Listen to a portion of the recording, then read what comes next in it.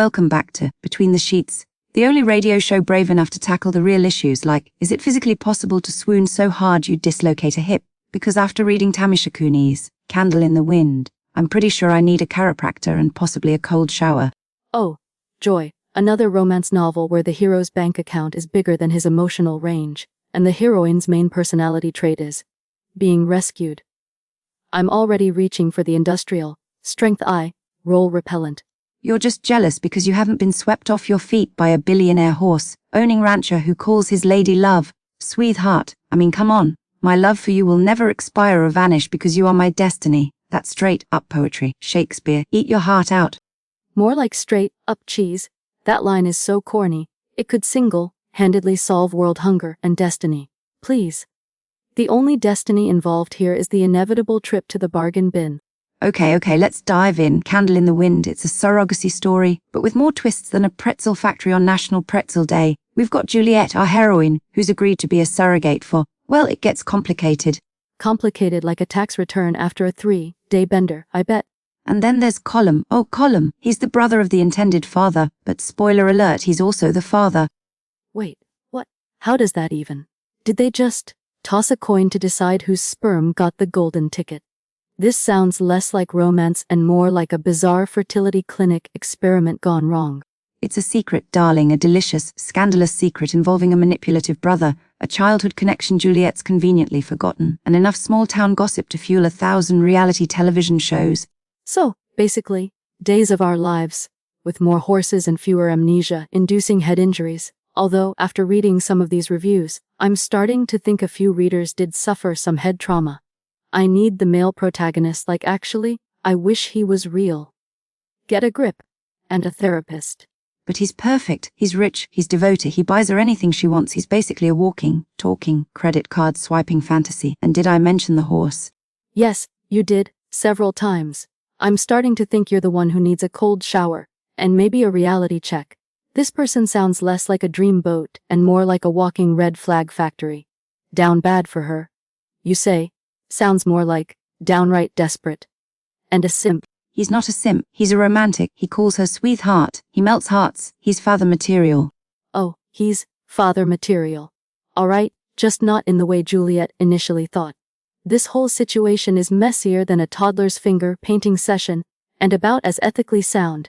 Okay, let's talk about the plot. It's a roller coaster, I'll give you that. 1 minute they're friends, the next they're, well, you know, and then there's the whole secret baby reveal, which, let's be honest, is the plot twist equivalent of finding out your pizza's pineapple on it. Some people love it, some people want to throw it out the window. I'm firmly in the throw it out the window camp. This whole thing is built on a foundation of lies, deceit, and questionable reproductive choices. It's like the author took every soap opera cliché, threw them in a blender, and hit frappe. But the chemistry, the reviewers are raving about the banter, the slow burn, the swooning. One person even said, when he calls her sweetheart, I practically melt on Jules' behalf. I mean, that's dedication. That's called second-hand embarrassment, and possibly a mild case of Stockholm Syndrome. This woman is being manipulated, lied to, and impregnated under false pretenses, and she's melting. I'd be melting with rage, and possibly reaching for a lawyer. But it's fiction. It's supposed to be escapist. It's supposed to make you feel things. One reviewer said, I may have thrown my Kindle. That's passion. That's property damage, and possibly a sign of underlying anger issues. Look, I get it. People like a good train wreck. But this isn't just a train wreck. It's a train wreck carrying a cargo of toxic waste and questionable morality, all wrapped up in a pretty pink bow. You're just a cynical romance-hating Grinch.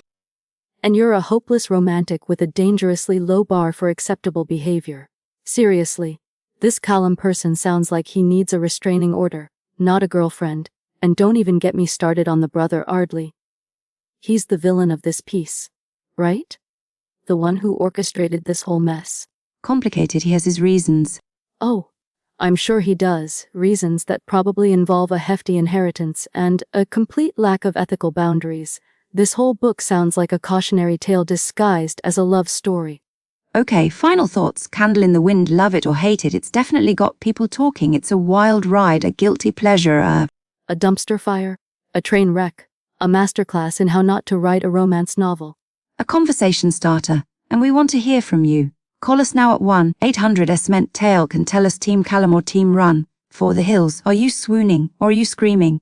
And most importantly, would you accept a horse as a gift from a person who may or may not be your baby daddy's brother?